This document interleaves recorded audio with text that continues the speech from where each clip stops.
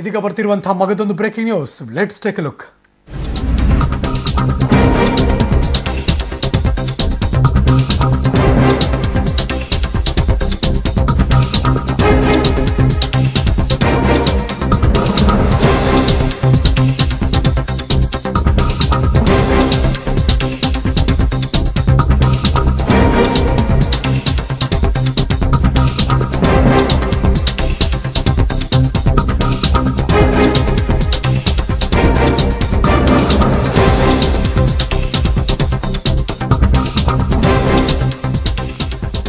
ಇದೀಗ ಬರ್ತಿರುವಂತಹ breaking news. BS ಯಡಿಯೂರಪ್ಪನವರು ಮುಖ್ಯಮಂತ್ರಿ ಆಗಿದ್ದಾಗ ಹೈಕಮಾಂಡ್ಗೆ ಕಪ್ಪ ಕಾಣಿಕೆಯನ್ನು ಕೊಟ್ಟಿದ್ದಾರೆ.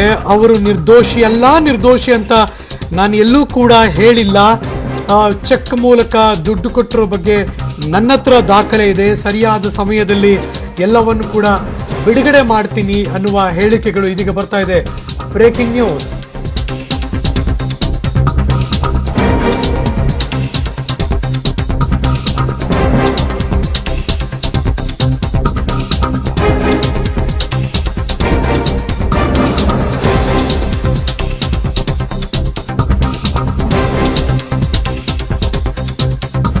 ಇದೀಗ ಬರ್ತಿರುವಂತಹ ಸುದ್ದಿ. ಇದು ಮಾಜಿ ಮುಖ್ಯಮಂತ್ರಿ HD ಕುಮಾರಸ್ವಾಮಿ ಅವರು ಕೊಟ್ಟಂತಹ ಹೇಳಿಕೆ. ಕಪ್ಪ ಕಾಣಿಕೆ ವಿವಾದಕ್ಕೆ ಈಗ ದಿನ ಕಳೆದ ಹಾಗೆ ಬೇರೆ ಬೇರೆ ರೀತಿಯ ಟ್ವಿಸ್ಟ್ ಅಂಡ್ ಟರ್ನ್ಸ್ ತೆಗೆದುಕೊಳ್ತಾ ಇದೆ.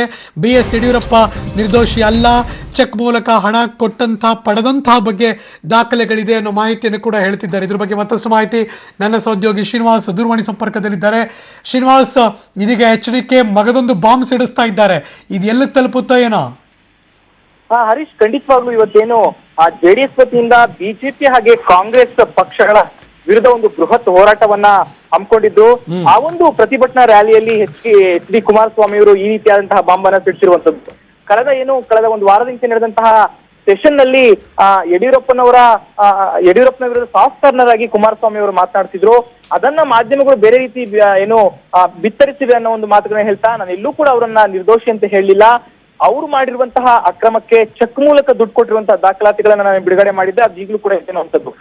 ಜೊತೆಗೆ ಅದನ್ನ ಮುಂದುವರಿಸ್ತಾ ಯಡಿಯೂರಪ್ಪನವರು ಮುಖ್ಯಮಂತ್ರಿ ಆಗಿದ್ದಂತಹ ಸಮಯದಲ್ಲಿ ಅವರ ಹೈಕಮಾಂಡ್ಗೆ ಎಷ್ಟು ಹಣ ಕೊಟ್ಟಿದ್ದಾರೆ, ಚೆಕ್ ಮೂಲಕ ಯಾರ್ಯಾರ ಅಕೌಂಟ್ಗೆ ಅವರು ಹಣವನ್ನ ಹಾಕಿದ್ದಾರೆ ಅನ್ನುವಂತಹ ಮಾಹಿತಿಗಳು, ದಾಖಲಾತಿಗಳು ನನ್ನ ಇದೆ ಅನ್ನುವಂತಹ ಒಂದು ಹೊಸ ಬಾಂಬನ್ನ ಹಾಕಿದ್ದಾರೆ. ಖಂಡಿತವಾಗ್ಲೂ ಇದು ರಾಷ್ಟ್ರ ಮಟ್ಟದಲ್ಲಿ ಅಥವಾ ರಾಜ್ಯ ಮಟ್ಟದಲ್ಲಿ ದೊಡ್ಡ ಸುದ್ದಿ ಆಗಿರುವಂತದ್ದು. ಯಾಕಂತಂದ್ರೆ ಕೇಂದ್ರದ ನಾಯಕರಿಗೆ ಇವರು ಚೆಕ್ ಮೂಲಕ ದುಡ್ಡು ಕಳಿಸಿದ್ದಾರೆ, ಆ ಒಂದು ದಾಖಲಾತಿಗಳು ಇದೆ ಅನ್ನೋಂಥದ್ದಾದ್ರೆ ಇದು ಖಂಡಿತವಾಗ್ಲೂ ಗಮನಿಸಬೇಕಂತ ವಿಚಾರ. ಅಲ್ಲದೆ ಆ ಒಂದು ಸಂದರ್ಭಗಳು ಬಂದಂತ ಸಂದರ್ಭದಲ್ಲಿ ಈ ಒಂದು ಎಲ್ಲಾ ದಾಖಲಾತಿಗಳನ್ನ ನಾನು ಬಿಡುಗಡೆ ಮಾಡ್ತೀನಿ ಅನ್ನೋ ಒಂದು ಮಾತುಗಳನ್ನ ಕೂಡ ಕುಮಾರಸ್ವಾಮಿ ಅವರು ಹೇಳಿರುವಂತದ್ದು. ಹರೀಶ್, ಮುಹೂರ್ತ ಯಾವಾಗ ಫಿಕ್ಸ್ ಅಂತೆ? ಬಿಕಾಸ್ ಈ ತರದ ಹೇಳಿಕೆಗಳಲ್ಲಿ ದಾಖಲೆ ಇದೆ, ಬಿಡುಗಡೆ ಮಾಡ್ತೀನಿ, ಈ ತರದ ಹೇಳಿಕೆಗಳು ಅವ್ರು ಹೇಳೋ ತನಕನೂ ಕೂಡ ಒಂದಷ್ಟು ದೊಡ್ಡ ಮಟ್ಟದ ಬೆಳವಣಿಗೆ ಪಡ್ಕೊಳ್ಳಲ್ಲ. ಪ್ಲಸ್ ಇದು ಏನಕ್ಕೂ ಉಪಯೋಗಕ್ಕೆ ಬರಲ್ಲ. ಹಂಗಿದ್ಮೇಲೆ ಕೊಟ್ಬಿಡ್ಬೋದಲ್ಲ?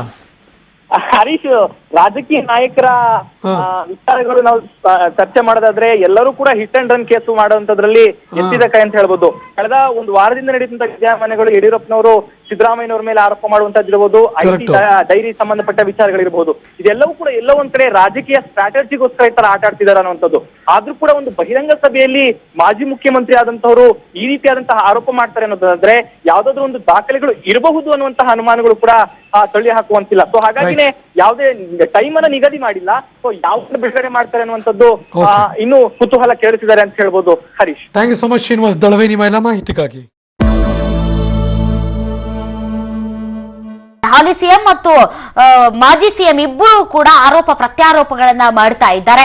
ಇಬ್ಬರು ಆರೋಪ ಪ್ರತ್ಯಾರೋಪ ಪರಸ್ಪರ ಕೆಸರೆಚಾಟ ಮಾಡ್ತಾ ಇರೋದು ಸಾವಿರಾರು ಕೋಟಿ ಭ್ರಷ್ಟಾಚಾರ ಹಗರಣಗಳ ಮೂಲಕ. ಸಿದ್ದರಾಮಯ್ಯ ಬಂಟನ ವಿರುದ್ಧ ಲೈಂಗಿಕ ದೌರ್ಜನ್ಯ ಆರೋಪ ಕೇಳಿ ಬಂದಿದೆ. ಟೀಚರ್ ಕೆಲಸದ ಟ್ರಾನ್ಸ್ಫರ್ಗಾಗಿ ಬಂದಿದ್ದ ಮಹಿಳೆಗೆ ಲೈಂಗಿಕ ಕಿರುಕುಳವನ್ನ ಕೊಡಲಾಗಿದೆ. ಆ ಬಗ್ಗೆ ಒಂದು ಬ್ರೇಕಿಂಗ್ ನ್ಯೂಸ್ ಬರ್ತಾ ಇದೆ ನೋಡಿ.